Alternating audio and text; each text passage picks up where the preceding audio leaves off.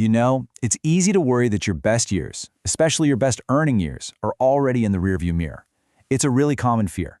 But what if I told you that one of the wealthiest people on the planet has a secret that completely flips that idea on its head? Seriously, it's a story that proves the best might actually be yet to come. Take a look at this number, 99%. It's a huge number, right? Well, what if this represents the chunk of Warren Buffett's incredible fortune that he earned after an age most people think of as winding down? Just let that sink in for a second. That's right.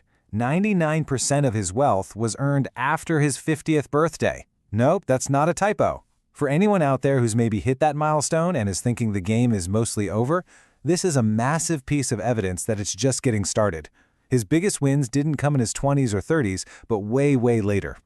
So, the big question is, how on earth is that possible? I mean, how does anyone build pretty much their entire fortune when most people are starting to think about retirement? Well, the answer comes down to two surprisingly simple things: a whole lot of patience and a financial force of nature.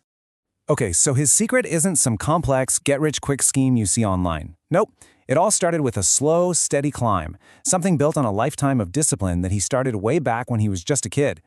Let's just look at the timeline here. At 21, he had 20 grand, which is great. By 30, he hit his first million. But his first billion, that didn't happen until he was 56 years old. This was not a sprint. It was an absolute masterclass in the slow, patient game of building wealth. And he didn't just pull this philosophy out of thin air. He learned from the best. His mentor, a guy named Benjamin Graham, taught him the core idea of value investing. Basically, find great companies and buy them for a fair price. Then, his partner, the legendary Charlie Munger, helped him tweak it, find those great companies, and then just hold on to them, pretty much forever. And that right there, that's the one thing that never, ever changed. Through all the chaos of the market, the crashes, the booms, his core idea was just beautifully simple. Buy good stuff and hold on tight. Don't try to get fancy, don't try to time the market, just buy and hold. But here's the thing.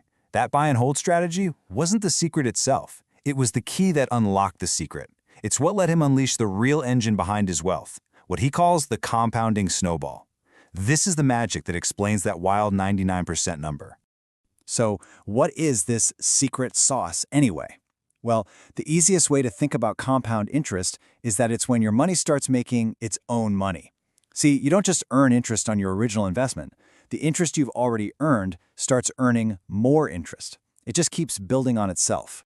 And this chart shows the difference perfectly. Simple interest, it's just a straight line. It's predictable, sure, but it's slow. Compound interest, though, that's a whole different animal. It starts off slow, you barely even notice it, and then suddenly it just explodes upward. It's exponential. Let's break it down with a super simple example. Say you invest $100 and get a 20% return. Boom, you have $120. But the next year, you're earning that 20% on the new total of $120. So you make $24. Now that extra $4 might not sound like a lot, but that is the first little snowball. That's your money starting to work for you. And that little snowball gets bigger every single year. All right, so this is where it all comes together. This is where we see how all that theory leads to absolutely life-changing results. This is the moment when all those decades of doing nothing pay off in a way that is just mind-blowing.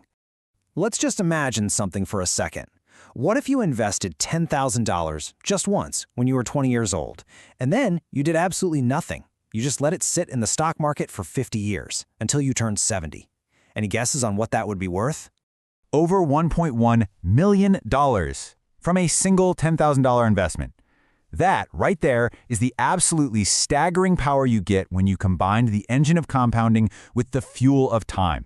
And here's the most important part, maybe the best part of all. You don't have to be a stock-picking genius like Warren Buffett to get a result like this. This doesn't come from some secret financial wizardry. This comes from just owning a slice of the whole market and having the discipline to just leave it alone.